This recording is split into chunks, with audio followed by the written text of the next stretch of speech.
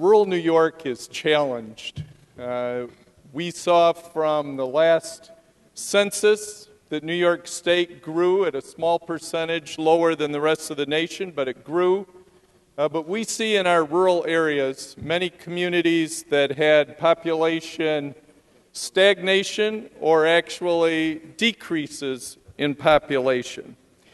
Some of the policies that are debated in this House on a regular basis they concern issues around areas of the state that either manufacture something to sell it competitively, or people or farms that grow something, grow food and products to sell those competitively. And when you look at some of the other people have talked about some of these things, but the cost of electricity, the cost of water, the cost of workers' compensation costs, all of those add up as a part of that cost. If you're going to sell it competitively, that item, that it makes that high. And farmers are already dealing with things like cost of seed or feed if they have animals, fertilizer, insurance, cost of equipment, cost of gasoline or diesel to run their equipment, cost of land tax and repair, and of course, labor. We've talked about a $5 billion industry and championed that, of saying one of the largest, if not the largest, in New York State. But if you do the quick math and take 34,000 farms and divide that into $5 billion, you're looking at $135,000 or $140,000 of gross income from the sale of everything from the average farm in New York State. And when you go back and look at the costs that I just went through, that if those are taken out, how much is left over for that farm or farm family to be able to survive on it. Should this bill become law, there will still be farms in New York State, and there will still be a need for farm workers. I think that that is something that needs to be acknowledged. But what I would say to you is, and actually we heard it today, is there will be economic benefit from this law. The farm workers who are left to work on the farms will benefit. There will be some higher wages. And those individuals will benefit from that. But I would suggest there are going to be several other implications or results from the passage of this legislation that will have a devastating impact on New York farms. First of all, there will be fewer farms. If this bill becomes law, there will be fewer farms in New York State. We've had in my area as well, farms increase with apple production in the last few years from 15,000 acres to 20,000 acres. New York is number 2 in the nation for apple production.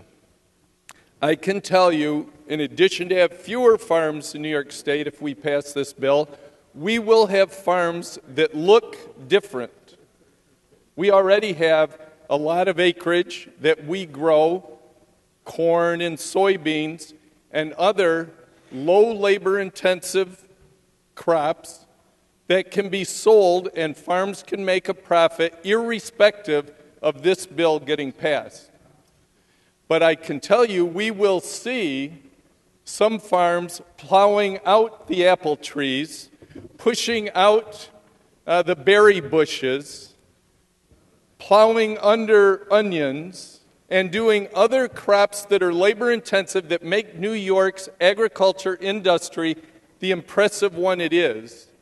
And all those areas that the sponsor listed of say we're in the top 10 of several areas, we will quickly not become in the top 10 in a number of products. So if we want fewer farms, if we want to change the landscape and have farms growing not the type or number of crops that we have, but many fewer, and less labor intensive will get that. Another change is we will have a need for fewer farm laborers.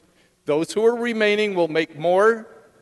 Those, however, there will be those who will not be needed anymore, and so the number of workers in New York State on our farms will go down, and they will go down dramatically. We have a short growing season in New York State as compared to other states that have collective bargaining. We also are far away from a lot of the labor source. To get the labor here, our farmers, out of that average of $140,000, pay to have their workers brought here, many of them.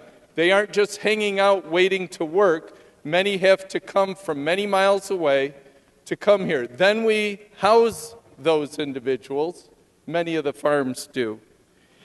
And again, the investment in our workers and the value by farms of our workers, I think, is much greater than perhaps many others of the nation where workers come more easily to those farms. Mr. Speaker, I just believe that this bill is going to hurt agriculture in New York State, hurt family business, will result in fewer workers, as I've said, will result in a change of the type of crops that we produce in New York State. In addition, it would do something that no other state does. It would put overtime for a farm laborer who works any day over 8 hours a day. Now, we've been told or led to believe that this bill would only do equal things for other labor groups throughout our state or throughout our country. I'm not aware of any other labor group who simply for working more than 8 hours in one day is then eligible for overtime beyond that. So, Mr. Speaker, with that, because I think this will only further hurt rural New York instead of giving rural New York a fighting chance, because it will change the landscape of farms, because it will make us less competitive against the states around us who are selling the same product to the supermarkets that we are. They're going to buy the Pennsylvania peas or the Connecticut beans instead of the New York ones because New York won't be able to grow them competitively. For that and many other reasons, Mr. Speaker, I will be casting my vote in the negative, and I hope that others who care about the future of New York State and its rural communities will do the same. Thank you.